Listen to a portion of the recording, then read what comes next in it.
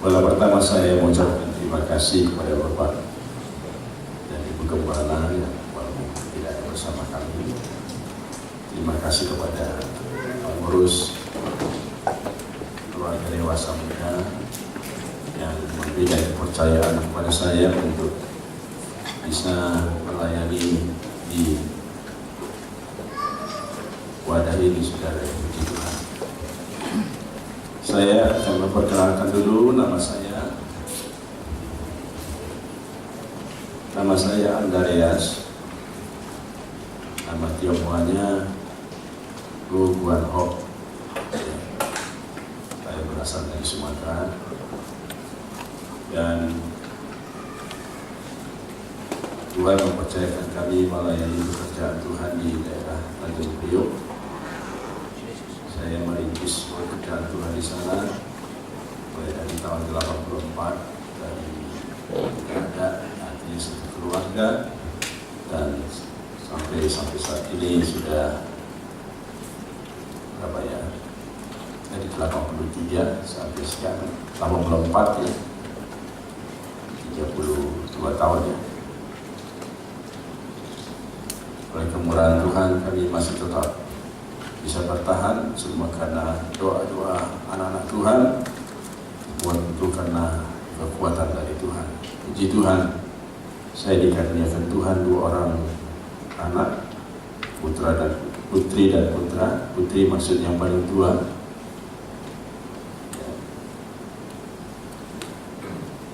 Jadi sudah berkeluarga, dan sekarang saya sudah punya 2 cucu, saudara. Puji Tuhan. Nah, baiklah saudara, kita masuk saja kepada pemberitaan firman Allah. Kita melihat firman Tuhan pada malam hari ini berkaitan dengan hari-hari ini. Kemarin kita baru mau merayakan hari kemerdekaan kita ya. Tadi sudah disinggung 71 tahun negara kita ini memperlakukan kemerdekaannya. Tentu kalau kita belajar sejarah, maka kita akan melihat betapa gigihnya perjuangan bangsa ini untuk mencapai kemerdekaan. Tidak sedikit pengorbanan jiwa, harta benda ya, yang sudah dikorbankan untuk mencapai kemerdekaan itu, terlepas dari penjajahan. Itu sebabnya kita memang sebagai warga negara patut bersyukur kepada Tuhan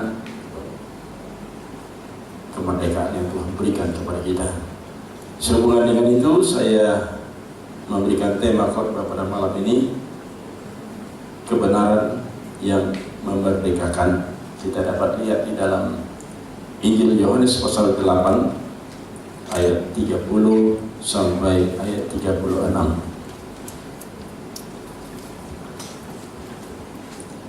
Saya bacakan. Setelah Yesus mengatakan semuanya itu, banyak orang percaya kepadanya.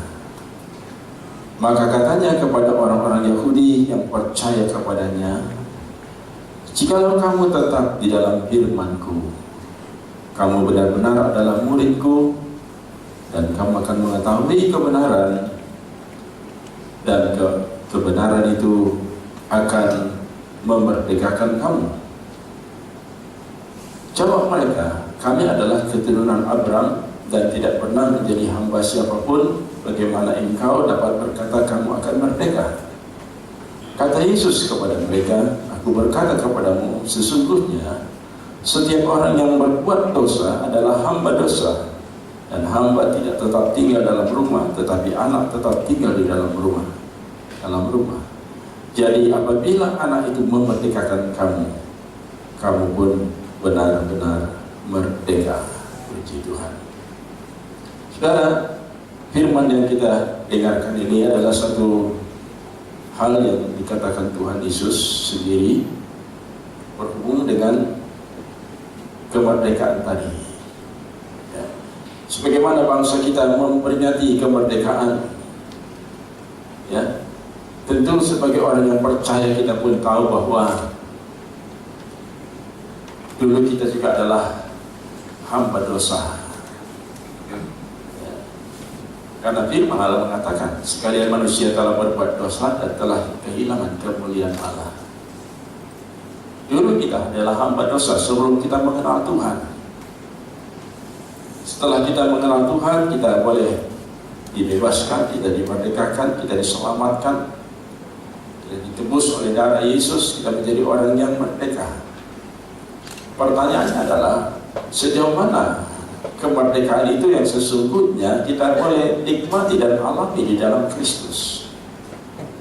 Ya, sebagaimana yang sering juga kita dengar orang memberikan suatu bahasa sarkas, mungkin sindiran kepada bangsa negara kita ini yang sudah 71 tahun merdeka. Mungkin di sana sini belum ada yang benar-benar menikmati arti kemerdekaan itu. Ya enggak, saudara ya? Ya, kenyataan seperti itu. Ya, kita belum benar-benar menikmati apa arti kemerdekaan sesungguhnya. Kalau saya jauh-jauh contoh aja, umpamanya di dalam gereja, ya, kita mau bangun gereja aja nggak mudah, saudara, nggak gampang, ya kan? Izinnya sulit, susah. Ya. Gereja kami sampai sekarang secara resmi izinnya belum ada, ya, secara resmi ya, tapi sudah ada rekomendasi dari pemerintah. Sudah berapa lama diurus? Nah, itu salah satu faktanya, kenyataannya. Tentu ada banyak hal-hal lain yang berkaitan dengan kehidupan bermasyarakat. Tapi marilah saudara kita lihat hal yang sama, mungkin sekali juga ya dialami oleh orang yang mengaku sebagai orang percaya kepada Tuhan. Saya ingin kita melihat ayat yang kita baca tadi dengan cepat saja. Kita mulai ayat yang ke-30. Setelah Yesus mengatakan semuanya itu, banyak orang percaya kepadanya. Ya, di dalam perikop sebelumnya kita membaca bagaimana Yesus ya bercerita tentang siapa dia. Dia adalah terang dunia. Dia tidak berasal dari dunia, dia datang dari Bapa. Dan apa yang dia sampaikan adalah kehendak Bapa, bukan dari dia, dari dirinya, tetapi dari Allah, dari Bapa. Lalu rupanya setelah Yesus berkhotbah, menyampaikan firman, dikatakan tadi, ya, banyak orang percaya kepadanya. Banyak orang percaya. Ya. Namun saudara kita lihat dalam ayat 31. Maka katanya kepada orang-orang Yahudi yang percaya kepadanya. Jadi perkataan ini ditujukan kepada orang yang percaya. Ya. Jikalau kamu tetap di dalam firman-Ku, kamu benar-benar adalah murid-Ku. Jadi kita melihat di sini bahwa apa yang Tuhan kehendaki bagi orang yang tadi sudah mendengar firman, pengajaran, berita yang dia sampaikan, mereka yang percaya, Tuhan ingin supaya mereka itu menjadi murid-murid Tuhan. Jadi ada satu peningkatan di sini, ya, bukan hanya sekedar percaya, tetapi Tuhan mau supaya mereka menjadi murid-murid Tuhan. Rupanya pengikut pengiringan kepada Tuhan. Tidak cukup hanya percaya saja, ya, tidak cukup, saudara. Kalau saudara baca dalam Yakobus pasal yang kedua ayat yang ke-19, kalau saya tidak salah di sana dikatakan, ya, Yakobus pasal 2 ayat 19, ya, engkau percaya bahwa hanya ada satu Allah saja, itu baik, tetapi setan-setan pun juga percaya akan hal itu dan mereka gemetar. Ya, bahwa setan-setan juga percaya kepada Yesus. Bahkan dikatakan gemetar, menyentuh emosi mereka. Saudara, pengiringan kita kepada Tuhan tidak cukup hanya sampai dipercaya. Ya. Apa yang Tuhan mau di dalam kehidupan kita, di dalam kita mengiring Tuhan adalah menjadi murid-murid Tuhan. Haleluya, saudara. Banyak orang mau ikut Tuhan, tapi sampai dipercaya, sampai batas level dipercaya dan puas dia, saudara. Tetapi yang sebenarnya Tuhan mau kita menjadi murid Tuhan. Saudara masih ingat Amal agung yang disampaikan Tuhan Yesus sebelum dia naik ke surga, perintah yang disampaikan kepada murid-muridnya dalam Matius pasal 28 ayat 19-20, pergilah jadikan sekalian bangsa menjadi muridku, mereka yang percaya baptis di dalam nama Bapa, Anak dan Roh Kudus. Jadi Tuhan mau kita menjadi murid-murid Tuhan. Ya, ada satu peningkatan di sana. Ya, jadi Tuhan tidak puas kalau kita hanya sampai percaya, sebab setan juga percaya kepada Yesus. Tapi Tuhan mau kita menjadi murid Tuhan. Ya, menjadi murid. Dan memang untuk menjadi murid tidak gampang, saudara. Tuhan Yesus berkata, siapa yang mau mengikut aku, dia harus rela pikul salib, menyangkal diri, ya, menyangkal dirinya dan mengikut aku. Ya, saya tadi coba bikin catatannya, saudara.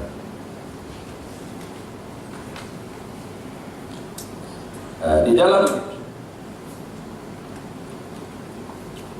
Matius pasal yang ke-16 ayat 24, lalu Yesus berkata kepada murid-muridnya, setiap orang yang mau mengikut aku, ia harus menyangkal dirinya, memikul salib dan mengikut aku. Karena barang siapa mau mengikut, mau ya menyelamatkan nyawanya, ia akan kehilangan nyawanya. Tetapi barang siapa kehilangan nyawanya karena aku, ia akan memperolehnya. Lalu dalam Lukas 14 ayat 27 dikatakan, barang siapa tidak memikul salibnya dan mengikut aku, ia tidak dapat menjadi muridku. Ya, ya. Siapa yang tidak memikul salibnya dan mengikut aku, jadi untuk menjadi murid rupanya harus rela, harus siap pikul salib. Haleluya, saudara. Inilah masalahnya. Ini saudara dapat lihat perbedaan hanya sampai dipercaya dan menjadi murid. Kepada orang-orang yang sudah mendengar khotbah Yesus, mereka yang percaya, Tuhan bilang, jikalau kamu tetap dalam firman-Ku, kamu benar-benar adalah murid-Ku. Jadi untuk bisa menjadi murid Tuhan, harus benar-benar tetap di dalam firman Tuhan, tinggal di dalam firman Allah, hidup di dalam firman Allah. Orang yang tinggal dalam firman, menjadi pelaku firman, mereka lah yang layak disebut menjadi murid Tuhan. Ya. Tadi sudah kita baca ayatnya dalam Lukas. Tuhan bilang, kalau siapa tidak mau memikul salib, mengikut aku, ia tidak dapat menjadi muridku. Apa artinya pikul salib? Apa kita harus bawa kayu salib seperti bentuk salib kita pikul? Bukan, sudah, bukan itu maksudnya. Pikul salib artinya, ya, dulu gembala saya menyerahkan seperti ini, sederhana saja. Pikul salib artinya melepaskan, menanggalkan kehendak kita, kemauan kita, lalu mengambil kehendak Tuhan. Ya, mengerti saudara? Ya. Jadi menanggalkan, melepaskan keinginan kita, kehendak kita, lalu mengambil kehendak Tuhan, menerima kehendak Tuhan. Nah, kita kan sebagai manusia punya kehendak, ya, kadang-kadang kita bisa marah, emosi dan sebagainya. Tapi kalau sudah jadi anak Tuhan, ya marah itu harus dibuang, ya kan? Karena kita harus, ya,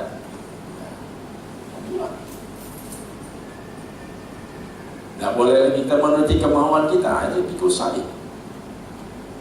Jadi untuk menjadi murid Tuhan harus rela pikul salib.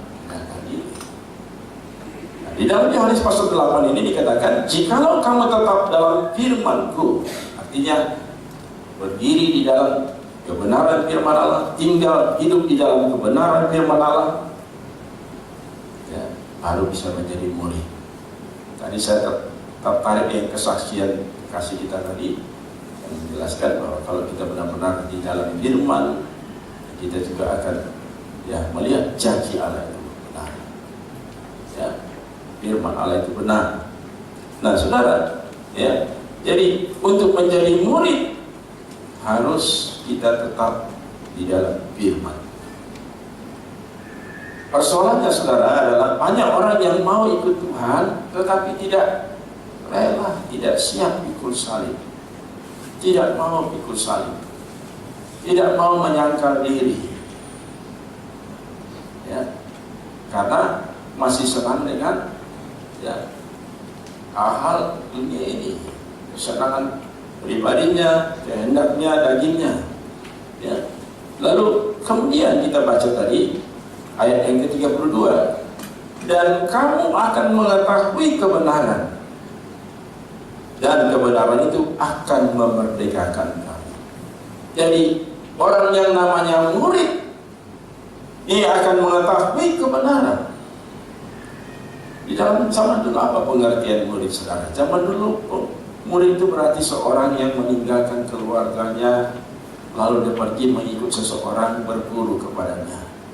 Dia belajar hidup sehari-hari, ya. Dan itu yang kita lihat juga terjadi dalam kehidupan murid-murid, bukan? Ketika Tuhan memanggil mereka dari latar belakang nelayan lalu mereka tinggalkan, ya, profesi mereka, pekerjaan mereka, lalu mereka mengikut Yesus. Ya, mereka tinggal bersama Yesus. Di mana Yesus ada, mereka ada. Ya, mereka bersama-sama Yesus sekian tahun, lebih kurang 3,5 tahun sebelum Yesus kemudian ditangkap, disalibkan. Mereka belajar dari Yesus, diajar. Ya, banyak hal yang tentu disampaikan Tuhan Yesus kepada murid-murid yang mungkin tidak disampaikan kepada orang lain.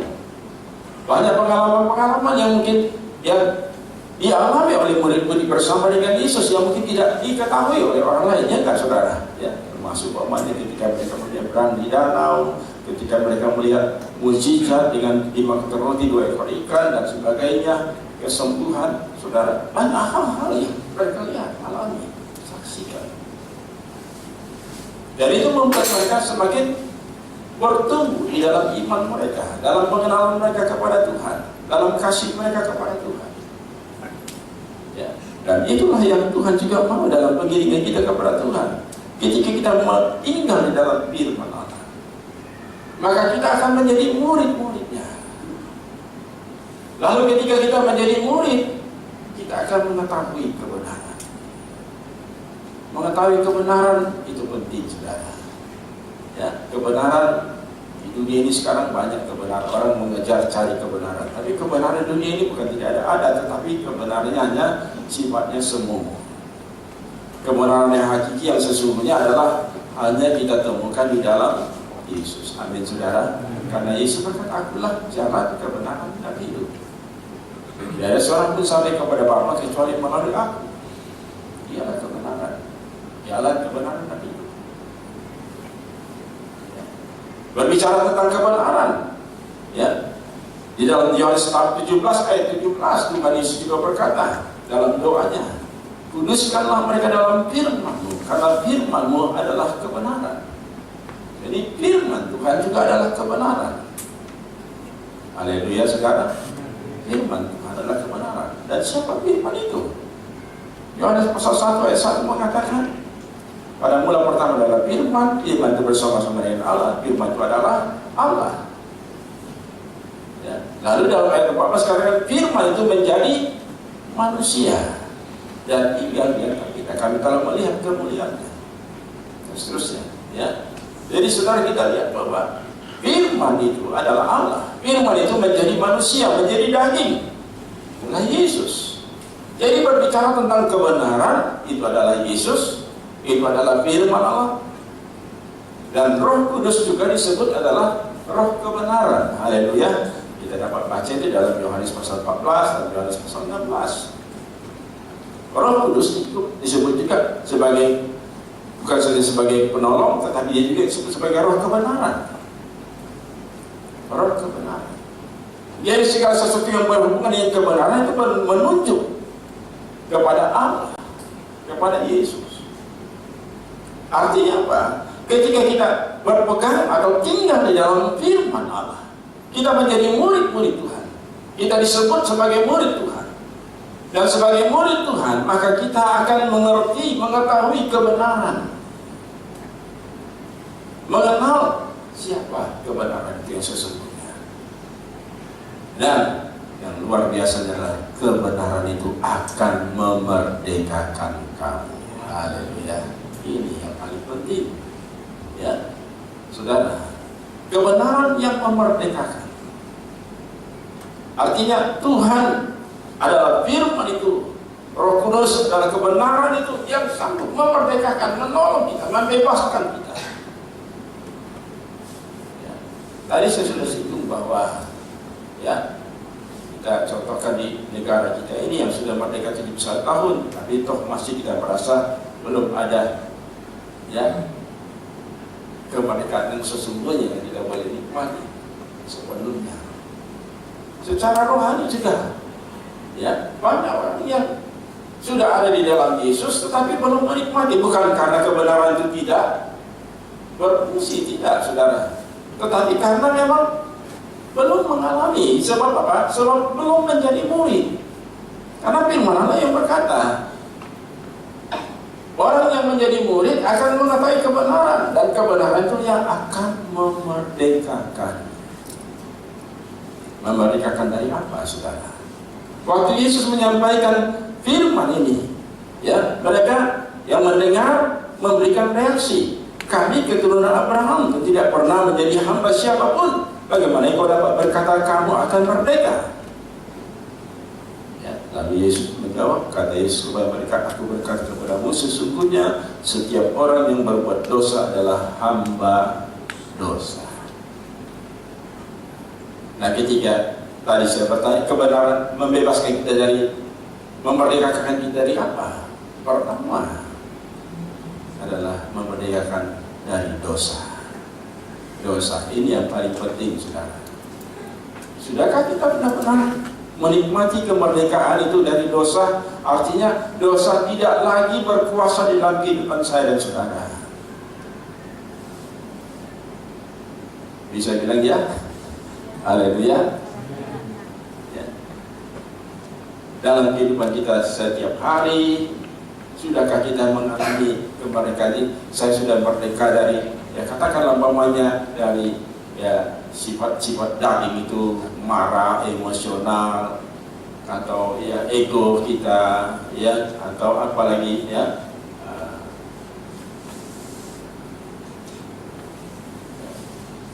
keinginan kita. Ya. Sudahkah kita pernah merdeka dari pengaruh-pengaruh dunia ini, saudara? Memang kita masih tinggal dalam dunia ini, kita masih berada dalam dunia ini, ya. Tetapi sudahkah kita seperti apa yang Paulus katakan, memang kita memiliki dalam 1 Korintus pasal 7, tetapi seolah-olah kita bukan memiliki, seolah-olah kita membeli dan seolah-olah tidak punya, gitu. Tidak merasa memiliki. Saudara, kemerdekaan yang memerdekakan. Tuhan bilang, jika seorang menjadi hamba dosa, ya, berbuat dosa, dia adalah hamba dosa. Jadi kemerdekaan yang penting, yang pertama yang kita harus alami adalah kemerdekaan dari dosa. Ya. Di dalam Galatia pasal 5 ayat 1 dikatakan supaya kita sungguh-sungguh merdeka. Kristus Yesus telah memerdekakan kita. Karena itu janganlah kamu berdirilah teguh dan jangan kamu mau dikenakan hukum perhambaan dosa lagi, yang dikenakan hukum perhambaan. Supaya kita sungguh-sungguh merdeka, Kristus Yesus telah memerdekakan. Ada jaminan yang Tuhan berikan kepada kita, bahwa di dalam Tuhan kita boleh mengalami kemerdekaan. Ya. Di dalam 1 Yohanes, kalau saya tidak salah, di sana dikatakan bahwa kita di dalam Tuhan tidak seharusnya sudah tidak lagi berbuat dosa. Coba saudara baca dalam 1 Yohanes pasal 3 ayat 5 sampai ayat 9. Ya. Dan kamu tahu bahwa ia telah menyatakan dirinya supaya ia menghapus segala dosa, dan di dalam dia tidak ada dosa. Karena itu setiap orang yang tetap berada di dalam dia tidak berbuat dosa lagi. Setiap orang yang tetap berbuat dosa tidak melihat dan tidak mengenal dia. Anak-anakku, janganlah membiarkan seorang pun menyesatkan kamu. Barang siapa yang berbuat dosa, berbuat kebenaran adalah benar, sama seperti Kristus adalah benar. Barang siapa yang tetap berbuat dosa berasal dari iblis, sebab iblis berbuat dosa dari mulanya. Untuk inilah anak Allah menyatakan dirinya, yaitu supaya ia membinasakan perbuatan-perbuatan iblis itu. Setiap orang yang lahir dari Allah, ayat 9, tidak berbuat dosa lagi, sebab benih ilahi tetap ada di dalam dia, dan ia tidak dapat berbuat dosa karena ia lahir dari Allah. Ayat ini luar biasa, saudara. Amin. Ya. Tapi pada kenyataannya, bagaimana, saudara? Kenyataannya, sudahkah kita mengalami hal ini? Jujur, saya katakan kita, termasuk saya ya, saudara. Ya. Kadang-kadang kita masih bisa terpancing emosi, masih bisa kita marah, ya, masih bisa kita egois, kita masih bisa kadang-kadang bisa muncul, ya, masih bisa ya terpengaruh oleh hal-hal dunia ini, ya. Tetapi seyogyanya di dalam Tuhan firman Allah katakan kita tidak lagi berbuat dosa, sebab benih ilahi, yaitu firman Allah, tetap ada di dalam dia, dan ia tidak dapat berbuat dosa karena ia lahir dari Allah. Inilah kualitas seorang murid yang Tuhan kehendaki. Ya, dan kalau kita tahu bahwa memang firman Allah katakan bahwa dalam Matius 10 ayat 24, seorang murid tidak lebih daripada gurunya, atau seorang hamba daripada tuannya. Cukuplah bagi seorang murid jika ia menjadi sama seperti gurunya, dan bagi seorang hamba jika ia menjadi sama seperti tuannya. Seorang murid tidak bisa lebih dari gurunya, tetapi seorang murid dia bisa sama seperti gurunya. Apa yang Tuhan mau kita sebagai murid-murid Tuhan adalah supaya kita sama seperti Yesus, guru kita. Ya, seperti apa Yesus? Tidak ada dosa di dalam dia. Ya, dia tidak berbuat dosa. Dia manusia yang perfect, manusia yang sempurna. Amin. Ya, dia manusia. Jangan lupa, saudara, Yesus juga manusia sama seperti kita. Kita harus mengakui dia juga sebagai manusia. Karena setiap roh yang tidak mengaku bahwa Yesus adalah manusia, itu ya, firman Tuhan bilang dalam 1 Yohanes pasal 4, roh antikris. Ya, kita percaya bahwa Yesus juga adalah manusia, tetapi dia juga adalah Allah. Haleluya, dia adalah Allah. Di dalam dia tidak ada dosa. Dalam Ibrani dikatakan walaupun dia dicobai, dia tidak berbuat dosa. Ya, walaupun dia dicobai, dia tidak berbuat dosa. Bagaimana kalau kita dicobai? Ya, kita bisa terpancing berbuat dosa, bisa emosi, bisa marah, ya, saudara. Ya. Nah, ini yang kita lihat, saudara. Jadi Tuhan berkata kepada mereka, seorang yang berbuat dosa adalah hamba dosa, dan hamba tidak tetap tinggal dalam rumah, tetapi anak tetap tinggal dalam rumah. Jadi apabila anak itu memerdekakan kamu, kamu pun benar-benar merdeka. Anak itu siapa yang dimaksud Tuhan? Dirinya sendiri, Yesus yang memerdekakan. Sebagaimana tema khotbah ini, kebenaran yang memerdekakan. Sudahkah kebenaran itu juga kita nikmati, kita rasakan, kita alami? Sudah memerdekakan kita. Memerdekakan dari apa? Pertama dari dosa. Yang kedua dari masalah-masalah problem yang terdapat dalam kehidupan ini. Banyak di sana di dalamnya, termasuk ekonomi dan sebagainya. Ada orang mengeluh, kok saya ikut Tuhan kok susah terus, ekonomi saya kok susah terus. Pernah nggak saudara dengar mereka susah, ekonominya susah?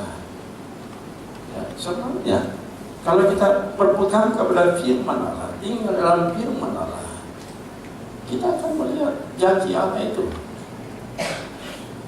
Karena ini saya alami. Waktu dulu saya belum jadi hamba Tuhan, saya seorang guru, saya mengajar di sekolah swasta. Jadi sebagai guru ya lumayan lah.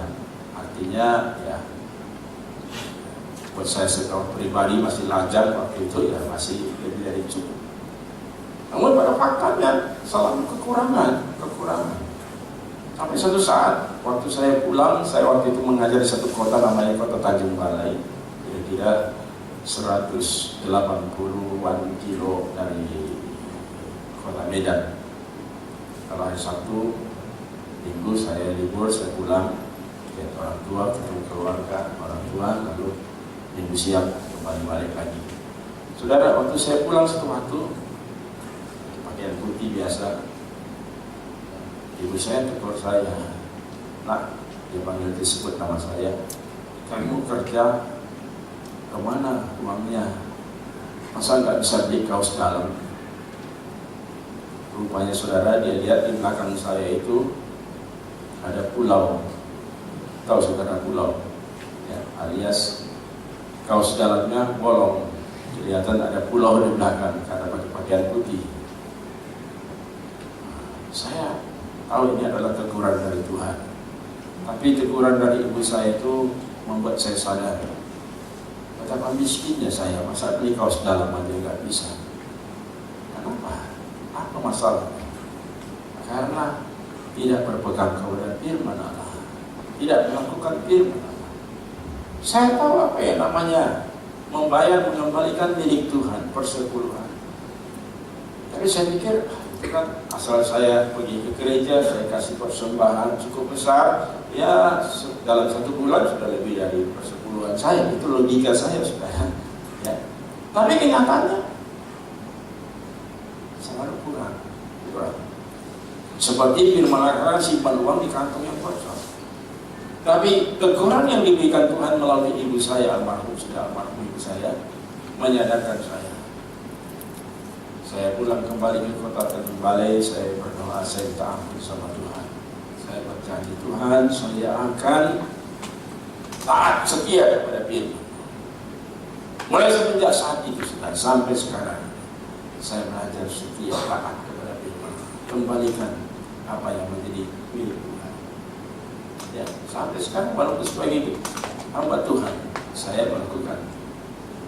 Ya, saudara, dan saya melihat luar biasa. Mulai semenjak itu, saya tidak pernah namanya kekurangan, tidak pernah sampai sekarang. Janji apa itu digenapi. Ini firman Allah katakan, jika kita menjadi murid Tuhan, kita akan mengetahui kebenaran, dan kebenaran itu akan memerdekakan kita dari masalah finansial, ekonomi, saudara. Ya, kenapa banyak orang mengalami susah terus kenapa? Untuk tidak berpegang kepada firman seperti apa yang saya lakukan. Dulu ada seorang hamba Tuhan bersaksi, ada jemaatnya, ya. Satu waktu jemaatnya ini pergi ibadah di satu tempat di daerah lain, karena hari Minggu dia masih ibadah. Pas waktu dia ibadah, dia dengar hamba Tuhan setempat berbicara, berkhotbah tentang mengembalikan apa yang menjadi milik Tuhan, persepuluhan. Tapi kaget loh, kok pendeta saya dulu gak pernah ajarkan ini? Rupanya pendetanya karena sungkan, takut nanti dibilang mata duit atau apa, jadi tidak mengajarkan kebenaran ini. Waktu si jemaat ini dia dengar, imannya timbul. Lalu kemudian dia pulang kembali ke kotanya, dia mulai. Dia usaha, dia jualan, dapat untung 50, berapa sekarang diambil sepersebulan. Mulai dari dia bayar persebulan 50 perak, naik 100, naik terus. Sampai dia diberkati Tuhan. Akhirnya dia bilang kepada Bapak Gembala, Pak Gembala, coba kalau Bapak Gembala ajar saya, kasih tahu kebenaran firman ini. Dari dulu saya nggak susah, saya sudah lama senang. Saudara tahu apa maknanya? Kebenaran yang memerdekakan. Haleluya. Kebenaran itu. Tidak lama kita membaca satu cerita di dalam Lukas pasal yang ke-5. Saudara lihat di sana, satu waktu Yesus mengajar. Ketika Tuhan Yesus mengajar, saudara, ketika Yesus berdiri di pantai di Genesaret, dikatakan begitu banyak orang datang berkerumun ingin mendengarkan firman Allah. Lalu dia melihat ada 2 perahu di tepi pantai dan nelayan-nelayannya telah turun dan sedang membasuh jalannya. Yesus naik ke salah satu perahu, yaitu perahunya Simon, dan menyuruh dia bertolak ke tempat sedikit lebih jauh dari pantai. Kemudian Yesus duduk di sana dan mengajar orang banyak dari atas perahu. Setelah selesai Yesus mengajar, kemudian Yesus berbicara kepada Simon, bertolaklah ke tempat yang dalam, ayat 4. Setelah selesai berbicara, ia berkata kepada Simon, bertolaklah ke tempat yang dalam dan tebarkanlah jalamu untuk menangkap ikan. Simon menjawab, Guru, telah sepanjang malam kami bekerja keras dan kami telah menangkap apa? Kami tidak menangkap apa-apa. Tetapi karena engkau menyuruhnya, aku akan menebarkan jala kita. Tuhan Yesus pakai perahu Simon. Sudah selesai pakai pinjam perahunya, berbicara, berkhotbah, mengajar orang lain. Lalu kemudian Yesus menyuruh dia bertolak ke tempat yang dalam. Karena perhatikan di sini, pelayanan yang dilakukan oleh Simon ketika dia mengizinkan perahunya dipakai Tuhan Yesus, apa sia-sia saudara? Tidak sia-sia. Tuhan memperhatikan. Ya, ini pelajaran yang sangat berharga. Apapun jerih lelah, jerih payah yang kita berikan ke Tuhan, saudara, jangan berpikir bahwa itu semua sia-sia. Tuhan melihat. Mungkin saudara bermain musik, mungkin saudara nyapu, mungkin saudara jadi penyambutan, kepercayaan yang diberikan saudara oleh pimpinan ya untuk melayani Tuhan. Lakukan dengan setia, lakukan dengan taat. Mungkin hanya sebagai kolektor atau apa saja. Ya, saudara lakukan dengan setia. Ketika kita melakukan dengan setia, maka Tuhan memperhatikan. Tuhan juga memperhatikan kesediaan Simon untuk mengizinkan memakai perahu. Bisa saja Simon berkata, pakai perahu lain aja, saya udah capek, udah malam, udah malaman saya kerja, udah capek, pinjam perahu lain aja. Ya, bisa tidak saudara? Bisa saja Simon menolak. Tapi Simon mengizinkan perahunya dipakai. Tapi apakah Tuhan tinggal diam dengan pelayanannya saudara? Tidak saudara. Tuhan Yesus suruh dia bertolak ke tempat yang dalam. Lalu Tuhan bilang, tebarkan jalamu dan tangkap ikan. Simon berkata, Guru, sudah sepanjang malam kami menebar jala, menangkap ikan, tapi tidak ada. Bukan berarti karena Simon menolak, saudara, bukan. Tapi saya melihat ini merupakan satu pengakuan, satu kejujuran, satu ketulusan dari Simon, mengakui ketidakberdayaannya, kegagalannya. Banyak orang kadang-kadang tidak mau mengaku kegagalannya, ketidakmampuannya. Simon mengaku, Tuhan, kami sudah coba, nggak bisa, nggak ada hasilnya. Ya, saya kira Simon bukan nelayan sembarangan, saudara. Dia sudah profesional, dia sudah tahu kapan itu ya bisa nangkap ikan, kapan waktunya. Biasanya nelayan begitu, saudara. Ya, dia punya keahlian tersendiri.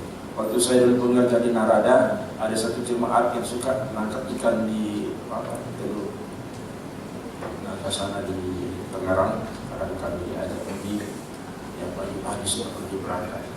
Ya, nelayan itu dia tahu dengan laut begitu, dia tahu di mana tempat yang biasa nangkap ikan, di mana ada karang di sana bisa lepaskan pancing sana. Ya, kapan itu ikan makan, kapan lagi ikannya lagi main-main, kapan ikannya lagi tidur-tidur, kapan dia lagi lapar, dia tahu saudara, dia tahu. Ya, kalau waktunya nggak tepat kita nangkap satu hari udah dapat saudara. Ya, jadi Simon saya percaya dia sudah tahu kapan saatnya. Tapi yang luar biasa saudara apa? Pengakuannya. Ya, karena engkau yang menyuruh, aku akan menebar jala juga. Saya percaya bahwa pada waktu Simon mengizinkan perahunya dipakai oleh Tuhan Yesus, mengajar orang banyak. Simon ada di mana saudara? Simon ada di dalam perahu, ya kan? Dia dengar Yesus berkhotbah, dia dengar Yesus menyampaikan pengajaran firman Allah. Saya percaya waktu dia dengar itu firman itu, imannya tumbuh. Ingat Roma 10:17, iman timbul dari mendengar berita atas sabda Kristus. Sama seperti malam ini saudara dengar firman Allah, saudara membuka hatimu buat firman, ya iman itu tumbuh. Lalu tidak ada keraguan dalam hati Simon. Ya, saudara, dia membuang semua pengetahuannya tentang ya keahliannya, tentang ya bagaimana menangkap ikan itu, saudara. Sekarang dia hanya satu fokus, karena engkau yang menyuruh, aku akan menebar jala juga. Luar biasa saudara, waktu dia tebar, firman katakan dia menangkap begitu banyak ikan, dan setelah mereka melakukannya, mereka menangkap sejumlah besar ikan sehingga jalan mereka mulai koyak. Haleluya. Kalau Tuhan berkati, memberkati susah apa enggak saudara? Enggak susah. Gampang. Ya. Kalau Tuhan mau kasih berkat sama kita, gampang saudara. Tapi yang paling penting adalah apakah kita berpegang kepada firman-Nya? Apakah kita tetap di dalam firman-Nya? Karena orang yang menjadi murid adalah mereka yang mendengar firman dan berpegang kepada firman itu, tinggal tetap dalam firman itu. Akan mengetahui kebenaran, kebenaran itu akan memerdekakan. Persoalan yang dalam Firman Petrus terjawab sudah. Sekarang dia menangkap ikan begitu banyak.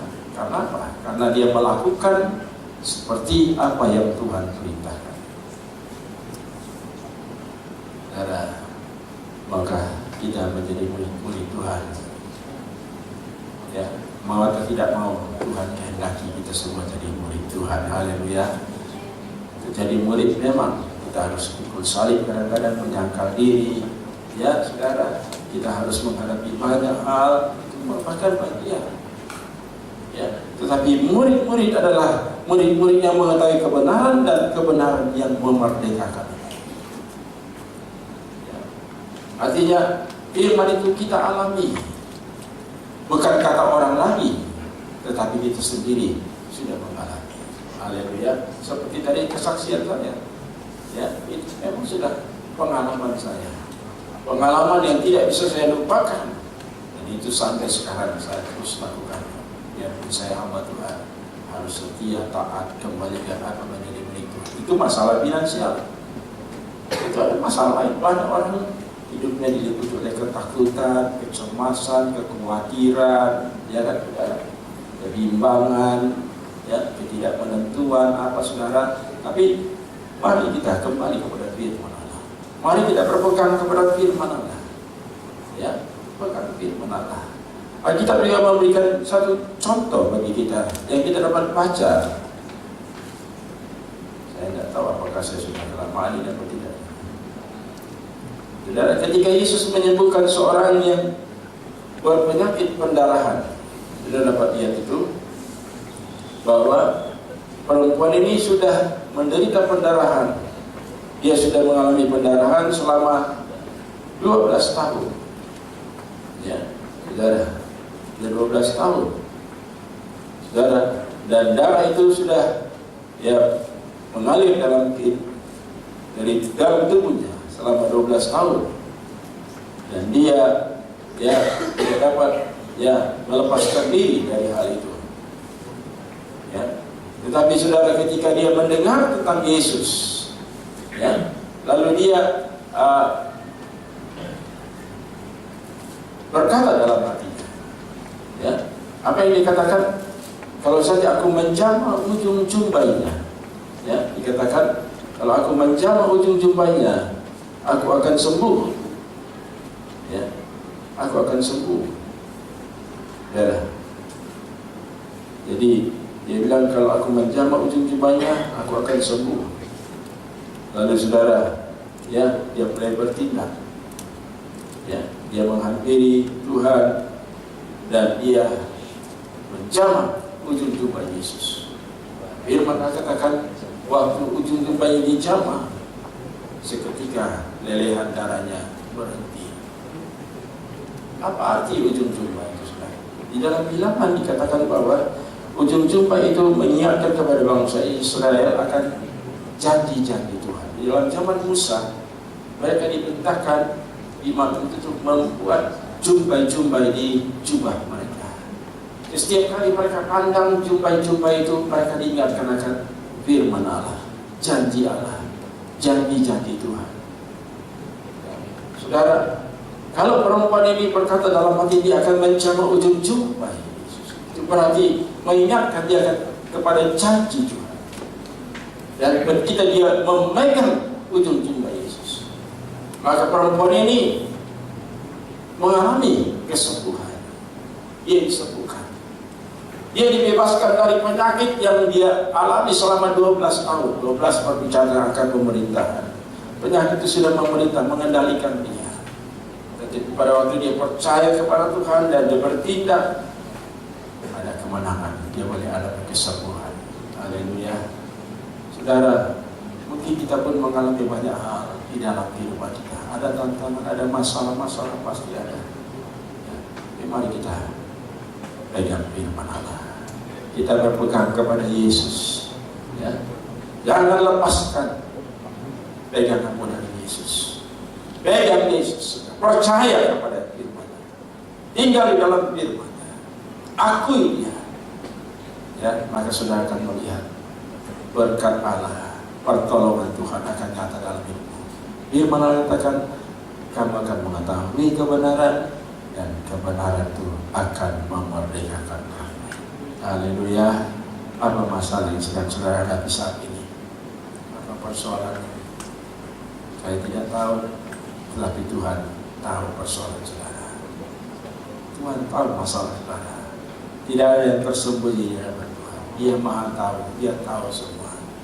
Ya. Apakah kita benar-benar mau percaya kepadanya? Apakah kita benar-benar mau menjadi muridnya? Ya. Ingat saudara, seorang murid adalah mereka yang tetap dalam firman-Ku. Ya, tetap dalam firman Tuhan. Tinggal di dalam firman Allah. Percaya kepada firman Allah. Maka Tuhan akan mengakui kita sebagai muridnya dan kita akan mengetahui kebenaran. Ya. Kebenaran yang memerdekakan adalah Yesus. Ialah kebenaran itu. Firman Tuhanlah kebenaran itu. Roh Kudus, roh kebenaran itu yang akan bekerja di dalam kehidupan kita. Ya, Tuhan tidak berubah dulu kemarin sampai hari ini. Percaya firman-Nya. Kita bangkit berdiri terhadap kepada Tuhan.